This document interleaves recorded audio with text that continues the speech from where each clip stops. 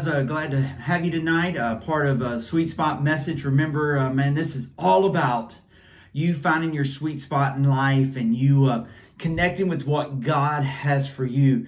This past week, we started a series called The Bottom of the Ninth, and we're going to pick up on that series. Man, we are excited about what God is going to do in your life and how He's going to encourage you to make it through your week coming up. So let's dig right in. Again, thanks for joining, and I hope you've had a great week and a great weekend. But man, my prayer is that you have a better one coming up. Man, be the best you that you can be.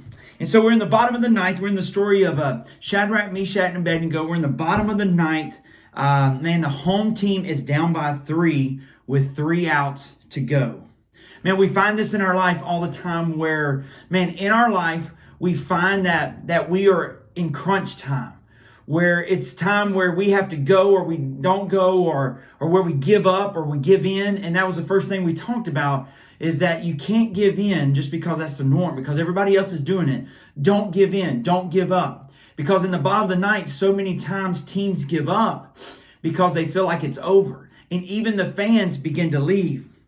Man, but this team that's playing right here that we're talking about in Daniel chapter 3 is a young team made of young men that have been taught that what you believe is important and no one can take that away from you.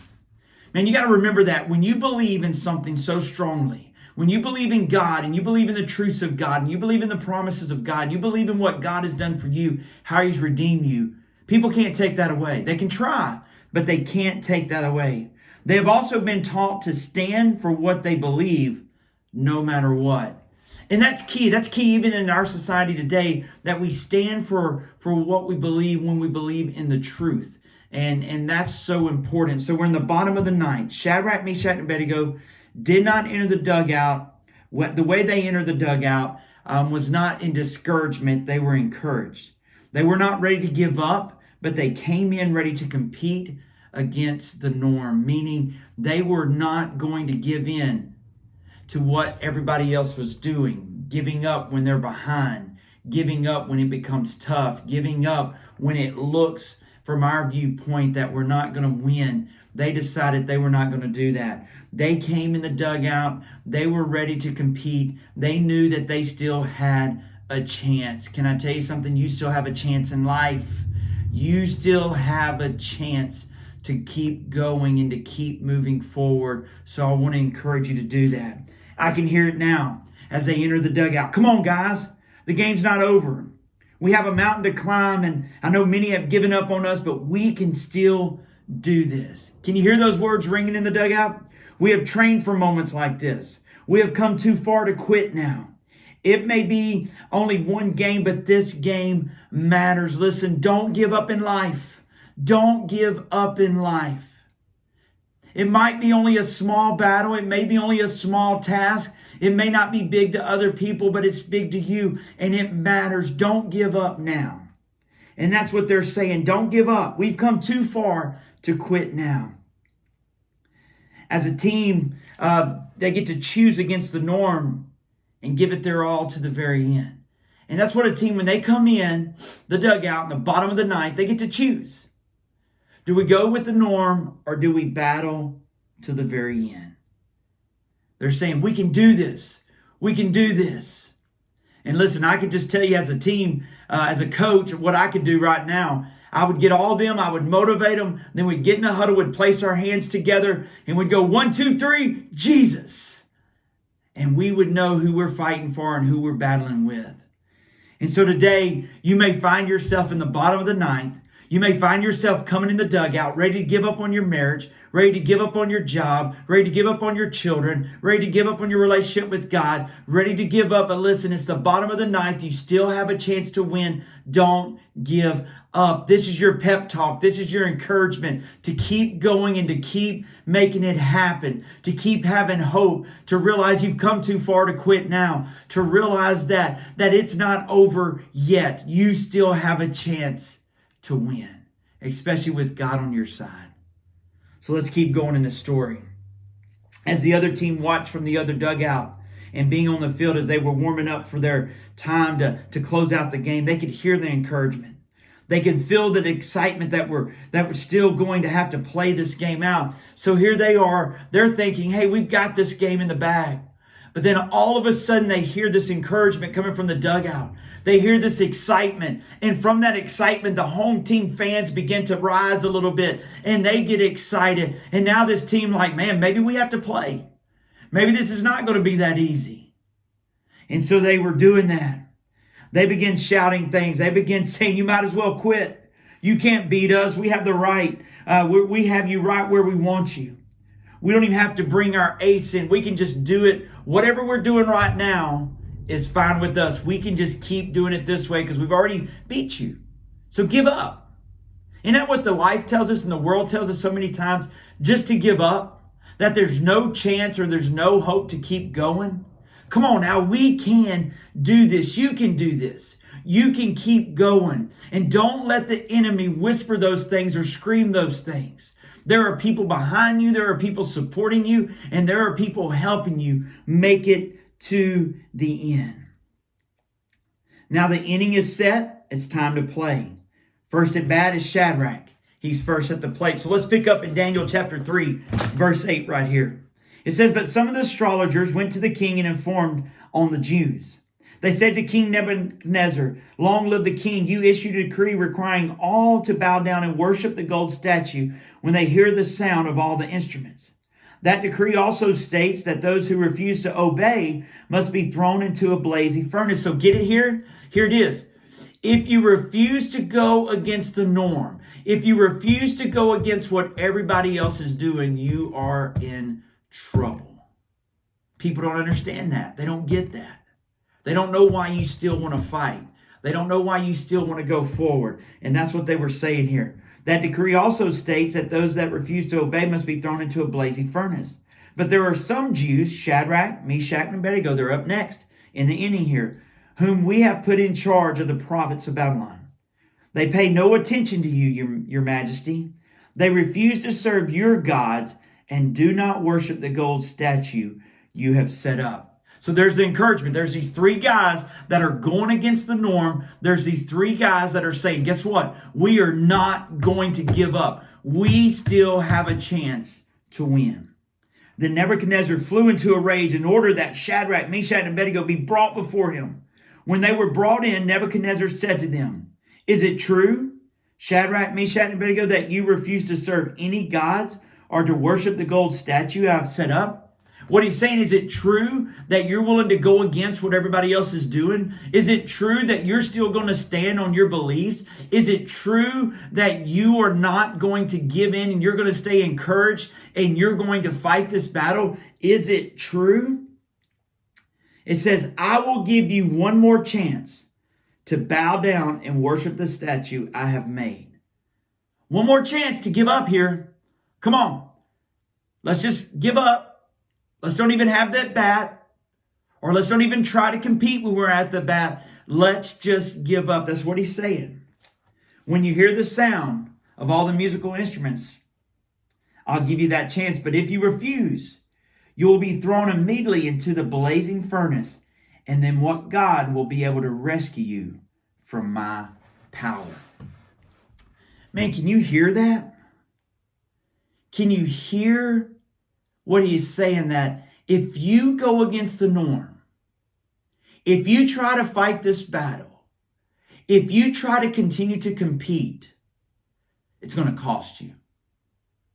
It's going to cost you. Man, in baseball right now, it's big that these defense plays the shift. That means like if you're a left-handed batter and you pull everything to right field, then what they will do is they'll move the third baseman over to shortstop. They'll put the shortstop behind second base. The second base will be kind of in shallow right field. The first base will pinch in, and then the outfield will kind of shift over too. And that is to know that we're not giving you a chance. We're a small chance to get a hit. Well, there are some guys going against the norm, and instead of swinging for it or trying to play into that game, there were a few guys that chose to kind of bunt down third baseline. And can I tell you what? When they do that, man, everybody gets mad at them. Everybody gets mad because they believe they're going against the norm. How dare you go against what we're trying to keep you from? You're going to play the other game and you're still going to get on base. That's not right. Well, can I tell you something? I think it's right. Man, I think it's one of the smartest things to do. And maybe it will take them away from putting the pressure and not even giving you a chance to get a hit. So I'm here to tell you that the enemy is here so many times to put the pressure on you and to keep you from being successful. You cannot let that happen. You have to go against the norm. These guys did that. In sport and life, you have to cancel out all the distractions and focus on the task at hand. That's what they had to do. Even though they were being pressured, they couldn't give in. When you become distracted, you begin to fear the outcome and you begin to fold. That's what the enemy wants. He wants you to fear the outcome, that if you mess up and you are trying your best, you're going to be a failure. Listen, that's not a failure. Sometimes we win and sometimes we learn. John Maxwell wrote a book about that. And I want you to know we have to understand that in life. We have to understand that just because there's a chance of us not winning, we can't stop competing. We have to keep on competing. The enemy loves when this happens because he knows that your eyes are focused on him than the one who holds the outcome, which is Jesus. So point number 2 of this series, don't become distracted by all the noise. Don't become distracted by it. It's all around us. Don't become distracted by it. Number 3, don't let fear take away your confidence. Just because the pressure is on, just because they may know what the norm looks like, just because going against the norm may cost you, maybe it may cost you some friends, maybe it may cost you something else, but I want you to know that it's worth it if it's what God desires. You've got to go against the norm to keep standing for what you believe. Don't become distracted by all the noise. Don't let fear take away your confidence. So let's see what Shadrach does at the plate. Let's see what he does. He's first at bat. All the noise is in. All the pressure is on. Let's see what he does. Verse 16 and 18 here. Shadrach, Meshach, and Abednego replied, O Nebuchadnezzar, we do not need to defend ourselves before you. If we are thrown into the blazing furnace, the God whom we serve is able to save us. He will rescue us from your power and your majesty. Now listen to these words.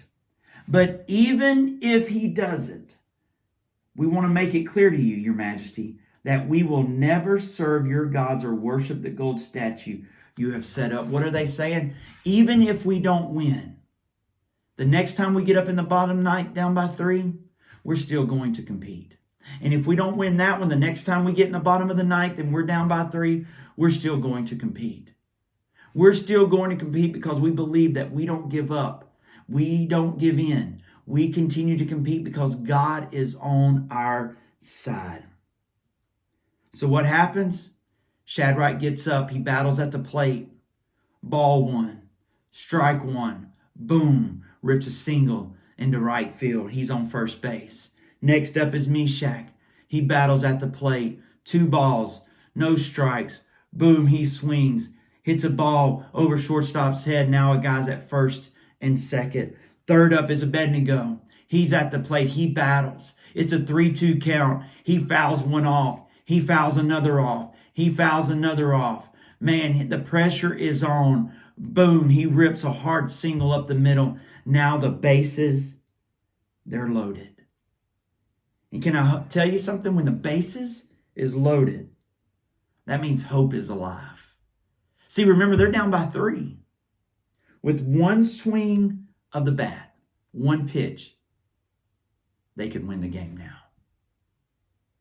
They can win the game.